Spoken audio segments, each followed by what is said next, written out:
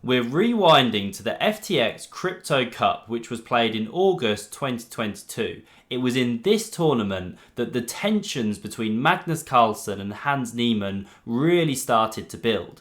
So to give some context for this game I'm about to show you, this was part of a 4-game mini-match. Hans won the first game. That's the infamous chess speaks for itself game. I'll link that one at the end if you want to check it out. Magnus then struck back with the black pieces, nice endgame crush. So he's got white here, it's all square. What would he bring to Hans Niemann? So he kicks off here on move 1 with pawn to a3. Disrespect for his opponent, because by playing like this, he's basically giving Hans a tempo. He's getting inside Hans Niemann's head. So Hans goes d5, plays very classically. Now d4 from Magnus, knight f6, knight f3. So we go down a Slav setup here with the bishop coming to f5. We go back into c4, the queen's gambit here, and c6 sets up this so-called Slav structure. So knight c3 from Magnus, pawn e6, and now Magnus goes after this bishop immediately here. It's wedged itself in, so Hans comes into g4, doesn't let Magnus have it so easy. Magnus really wants that bishop, pawn to f3. Hans drops back here, and now Magnus takes on d5. We'll see in a minute, he wants to go g3, knight g2 to f4, again go after the bishop, but if he did it straight away, well then there could be problems with black taking on c4. So he first deals with that one. Now he goes g3, knight c6 develops, the knight comes back to g2, all very risky opening play from Magnus here. They say don't put your knight on the edge of the board. They say don't move the same piece twice in the opening. They say never play f3 or f6, Ben Feingold famously says. So Magnus breaking a lot of rules here. Queen b6 immediately targets these weakened dark squares, looks down here, e3 defends, bishop d6 develops, and now Magnus goes wrong in this position here.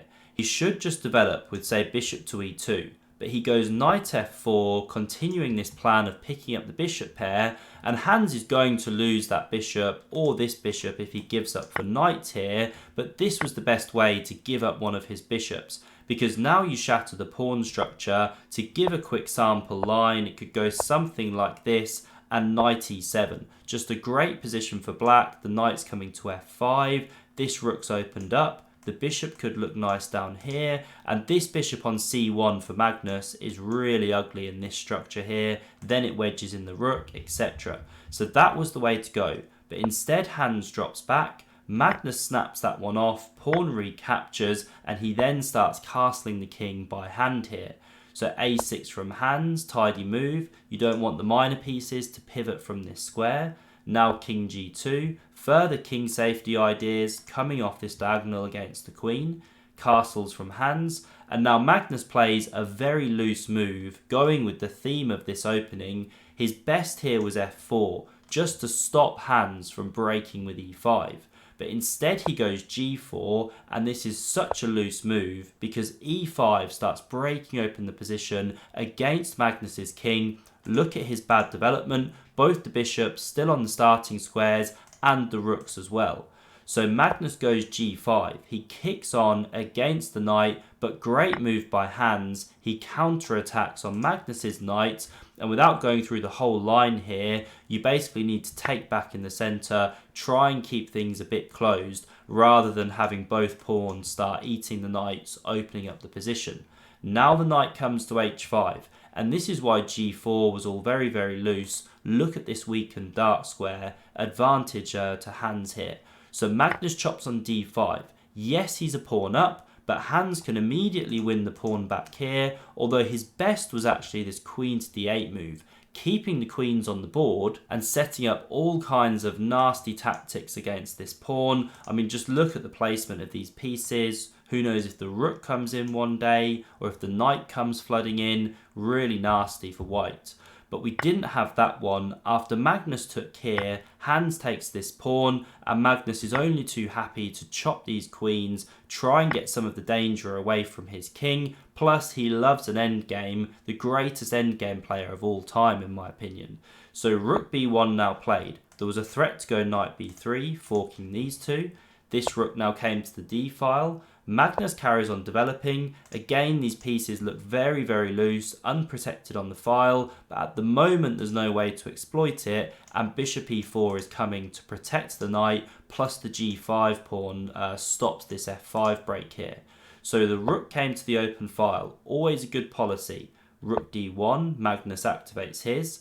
The knight drops back to e6. It was a bit loose on this square, and it now looks to hop in here and check at the right moment. So the bishop came to e4, supporting that knight, opening the rook. King f8 played. Hans starts bringing one of his worst pieces into the position, the king towards the centre. We are possibly transitioning to an endgame soon. The king is a powerful piece. And now bishop d2 from Magnus. He finally completes his development, and Hans now goes wrong. The position is basically level now, but you should just shuffle a bit. Bishop e5, for example. You could go rook e8. You can even go king g8, just literally waiting, see what white does. But after this move of check, the problem is Magnus takes, the knight recaptures, the king moves, and when Magnus's knight took on d5, it suddenly opened up this powerful bishop on the pawn, and it's very difficult to defend. If you go rook c7 defending it like that, then the problem is this rook is now loose. You can take here, bishop recaptures, and you lose a whole rook. So that's why there's problems with this pawn now. It comes to b6, b5 would cause the same problems, and now Magnus can do this one, very common tactic, forking rook and pawn, and then he picks it up. So not only has Magnus picked up a pawn, but it's an open board here, and that favours the bishop pair. So the knight dropped back to e6, beautiful defensive square. If you can ever get your knight to the 6th or the 3rd, supported by a pawn, it's a wonderful outpost. Now it does hit this pawn, it also opens up the bishop on this pawn, so very logical here would be pawn to h4, but look at the clock situation. 8.5 minutes for Magnus to just over half a minute or so, a minute to Hans. So he's under huge pressure, and Magnus plays this brilliant bishop to c4. Such a tricky move, because now Hans has to assess, can I take this pawn, allow Magnus to take here, shatter these ones. How is this endgame looking? My pawns are ruined. Yes, the material's level, but Magnus is going to massage the position, and Magnus is sure enough a bit better there, plus the opportunity to create this outside passer. So a really good practical move by Magnus. Hans believes him, jumps into d4, and now king g2 covers this pawn, and Hans brings his rook to the file. So he's hitting this bishop. It saves itself here. Hits the rook, it comes to c7. Again, this one's now an unprotected piece. Watch out for tactics. Bishop c3 from Magnus. This knight has to go.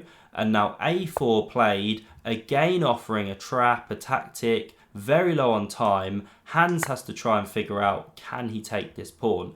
And the reason he didn't do so, what the players were calculating, was bishop to b4. Now there's a pin here. If you take, again you lose the loose rook. So do you go king e7? Do you go rook d7? Well, then you're running into bishop b5. You know, there are different ideas for black here, but it's very, very difficult to actually find if they're okay when you're in time trouble. So you can technically take on g5 and get away with it, but it's very tactical, not easy to calculate with low time. So instead we had king e7, just covering the bishop, covering the rook. Now the pawn went to h4, defended this one, and now knight f4 check played, and Magnus starts dancing with the king. So we see a whole bunch of checks now. This one comes, attacks the pawn, it gets defended by the rook, and this is where all the checks begin that I was mentioning. So the king does this dance. Hans is still low on time, trying to get back on the clock, using the increment, and now another check, king g2, and Hans finally breaks out. He doesn't want to sit there passively. So he's targeting this pawn. He wants to take, maybe get a pair of rooks off the board. So Magnus comes with rook e4. And now if you take, this is a big problem. You're losing the knight on the e-file. Once you double, the pawn's left the protection, no good. So f5 was now played. Kicks the rook from the powerful square. It came into c4. We had another check here. The king moved. And this was now the final decisive blunder from Hans. So he should chop the rooks and try and grovel on in this endgame, then check, keep some pieces on the board, keep it more tense. But after he checks with this one here, Magnus now has this opportunity to simplify the position. So he takes this bishop off the board. Now if you capture like this, bishop e5 is a big problem, hitting both of these pieces. So the rook recaptured, this one came here, and now this one's coming off the board, the position is simplifying, and pawn b4. So the problem is these outside passes just racing down the board. And Magnus's technique here is supreme as always. He gives this check, the king comes in, the knight gets pinned. Now we had the king coming, staying out of the pin, pawn f4 check, king e4, and now Magnus drops this bishop back. Beautiful idea. So for example, if you take this pawn now, we check from here, the knight has to block because the king has no squares and you're picking up a whole piece.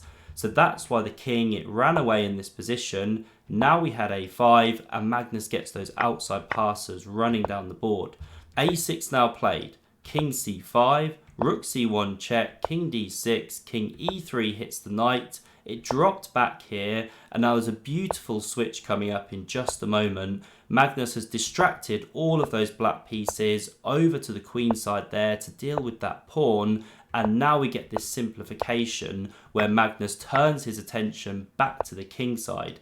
These pawns are just toast, this one has to be rounded up, and so this is how the game finished. The king went over here, Magnus ate these pawns, then he gets the h1 rolling, and you just can't stop this pawn going through here and here like this, because if a knight ever tried to land on this square to stop the pawn, well, the bishop just controls this whole devastating diagonal. So that's how Magnus wrapped up this game. If you want to see the infamous chess speaks for itself game, then click the video on screen. Thanks very much for watching, and I hope to see you soon.